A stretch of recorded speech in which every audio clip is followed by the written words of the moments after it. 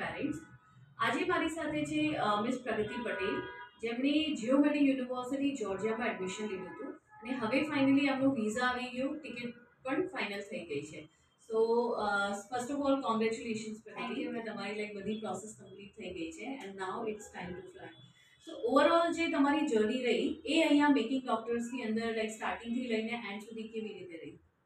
Like કે પહેલાં તો 12th પાસ કર્યા પછી નીટનું રિઝલ્ટ આવ્યું. લાઈક થોડું આમ હાર્ડ પેપર હતું એટલે થોડું ખોટું બી લાગ્યું કે એડમિશન નથી મળ્યું. પછી પપ્પાના ફ્રેન્ડથી રેફરન્સ મળ્યો, પછી MDOનો સેમિનાર અટેન્ડ કર્યો હતો.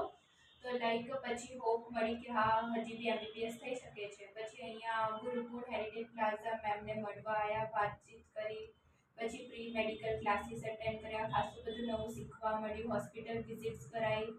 પછી લાઈક કે જે અહીંયાથી એડમિશન જે હોય એ બધું એમને સ્મૂથલી પ્રોસેસ બી બતાવી દીધી એન્ડ ઇન્ટરવ્યૂ માટે કઈ રીતે કરવું બધું કરી આપ્યું.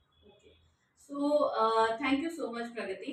હવે હું નેક્સ્ટ ક્વેશ્ચન જે છે એ સરને પૂછવા માંગુ છું, કેમ કે ઘણીવાર આપણે જ્યારે આપણા ચાઇલ્ડનું એડમિશન લઈએ ત્યારે એની પ્રોસેસની અંદર પણ લાઈક એ ઘણી લાંબી હોય છે, પછી એની અંદર પેરેન્ટ્સનો પણ ઘણો મોટો રોલ હોય છે. તો સર તમારી જે પ્રોસેસ છે સ્ટાર્ટિંગ ટુ એન્ડ એ મેકિંગ ડોક્ટર સાથે કેવી રહી?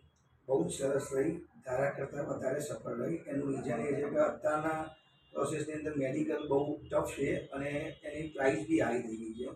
મારા એક મિત્રના રેફરન્સથી હું મારા બેબીના માટે મેકિંગ ડૉક્ટર્સનો મેં તમારો સેમિનાર કર્યો. એમાં મને ઉમંગ સર અને પ્રિયા મેમનો બહુ જ સપોર્ટ મળ્યો. એમણે મને શરૂઆતથી જ ટોટલ ગાઈડન્સ કરી કઈ રીતે એની ફી, એની પ્રોસેસ, એનું ટેકનિકલ અને એનું ટોટલ ફાઉન્ડેશનથી એમને પૂરેપૂરો સપોર્ટ કર્યો છે.